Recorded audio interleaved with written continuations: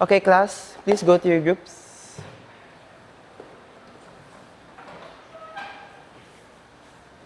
Okay, class, so now we're going to assign a group leader to your groups. So, Martin, would you like to be a group leader? Sir, di sa ako ganan, sir. Pwede, si Shai na lang, sir. Okay, Shay, how about you? Would like to be a group leader? Sure, sir. Kaya kayo na ko na. I'll do my best. Okay, so now we have Shay as a group leader. You may now begin with your activity. So, guys, mag-assign ko task ha. So, first, Duzette, ikaw sa venue, mag-arrange ka sa chairs. Tapos, Martin, pwede ni mo tabangan si Duzette kay bugat manggod ang chairs. Tapos, Lance, pwede ni mo sila tabangan pero dali mahuman, tas makastart na taba. Ha? Sure ka na ni Martin? Tapuan biya na. Kira, uy, para na siya mabuhat ba? Grabe ba sab ka sa jet? Wala kasali ka Martin eh. Nya. Ikaw. Sa iba nimo. Mula ko, need na ko asikason ang backdrop. So, kamo lang sa dire, tas balikan na tamo. Okay.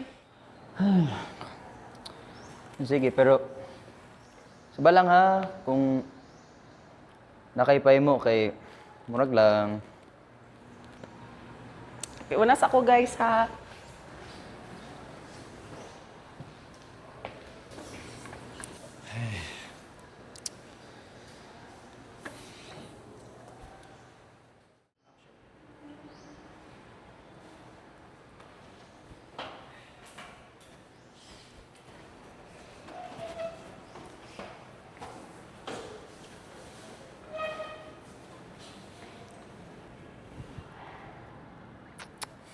Ka nga, uy. Sama ni siya. Uy, grabe katapulan. Pabigat.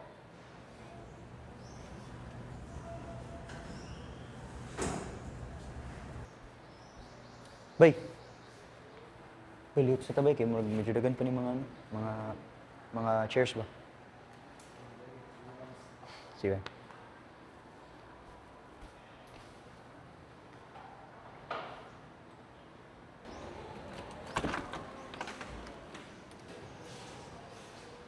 Guys, sa progress. Bayot, grabe ka lang ngayon. Ayan, ni tabang nahapit na may mahuman. Lalaki na unta, di ka tabang. Sige lang, uy, at least na mo'y nabuhat. Hapit na mo mahuman. Oh, niabot ng leader. Oh. Naglatagaw, ragid ganina. But lakaw-lakaw, balik naman siya, wag gibuhat. Sagay na nga. Sus, ikaw pa lang itong leader bag. Hapsay ta natong ipangbuhat. Gubot kayo. Oh. Boy, wala ta nakabalo nagkagubot ka ganina, wa kay kabalon si buhaton ang paghatag sa mga task sa imo kay dili klaro. Muna nagingana. Ni ikaw pud ngano wala. Tisawit lang.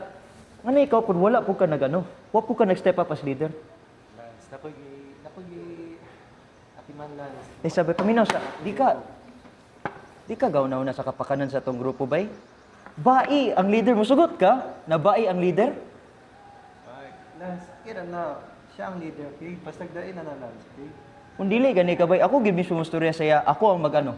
Ako ay magkumpronta saya kung naba siya mga sayop. Kay kung ako pa lang ani bitaw bay, masapsay ta na ang project. Kung si Chad ang output ng mabuhat, edi, may problema Lance. Basta ako, di na ko gana mag-leader karon Lance, kay kapoy may mag-leader Lance ba eh. Sayang pud bay, ikaw man tana, laki man tana ka pero ambot lang ano wala ka nag-step up. Kasi sayang lang kayo sa imong ano. Sa imong potential. Okay, guys, it's time.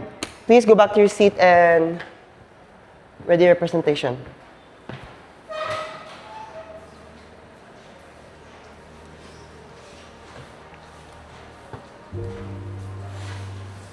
Okay, group 1, start your reporting.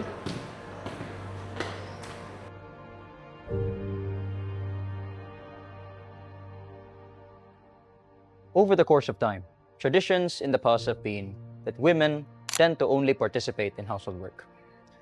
These traditions have mainly restricted women to venture into various endeavors in terms of leadership. Nowadays, this is still prevalent, unfortunately. Even to seemingly innocent areas, such as in school, are these kinds of discrimination visible. However, the one thing that we believe is that all of these discriminations have to stop. Each of us have the liberty to exercise these leadership traits.